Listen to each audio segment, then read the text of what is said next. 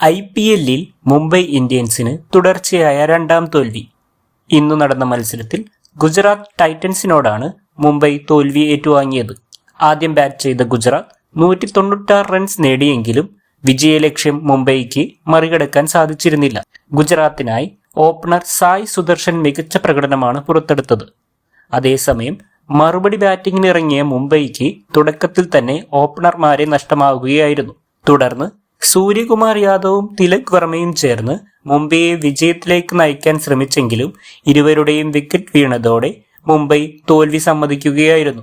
കഴിഞ്ഞ മത്സരത്തിലെ വിലക്കിന് ശേഷം ടീമിലേക്ക് തിരിച്ചെത്തിയ ഹാർദിക് പാണ്ഡ്യയ്ക്കും ഇന്ന് ടീമിന്റെ വിജയത്തിനായി കൂടുതലൊന്നും ചെയ്യാൻ സാധിച്ചിരുന്നില്ല. ക്യാപ്റ്റൻ ഹാർദിക് പാണ്ഡ്യ തിരിച്ചെത്തിയിട്ടും ടീമിന് വിജയം കണ്ടെത്താനാവാത്തതിൽ ആശങ്കയിലാണ് മുംബൈ ആരാധകർ. അതോടൊപ്പം തന്നെ ഇന്ത്യൻ ക്യാപ്റ്റൻ രോഹിത് ശർമ്മയുടെ ഫോമില്ലായ്മ ടീമിന്റെ പ്രകടനത്തെ ബാധിക്കുന്നു എന്ന് വേണം പറയാൻ. ഈ സീസണിലെ 2 മത്സരങ്ങളിലും താരത്തിന് 10 റൺസിന് മുകളിൽ സ്കോർ ചെയ്യാൻ ഇതുവരെ സാധിച്ചിട്ടില്ല. നിലവിലെ ആദ്യ 2 മത്സരങ്ങളിലെ മുംബൈയുടെ പ്രകടനത്തെപ്പറ്റി നോക്കിയാൽ മുംബൈയുടെ ബാറ്റിംഗ് നിരയും ബോളിംഗ് നിരയും അത്ര മികച്ച ഫോമിലല്ല എന്ന് വേണം പറയാൻ.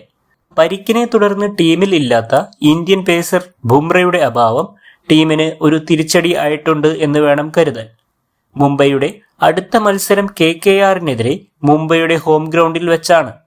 അതുകൊണ്ട് തന്നെ ഈ സീസണിലെ ആദ്യ വിജയം മുംബൈയുടെ ഹോം ഗ്രൗണ്ടിൽ വെച്ച് നടക്കും എന്നുള്ള പ്രതീക്ഷയിലാണ് ഓരോ മുംബൈ ആരാധകർ.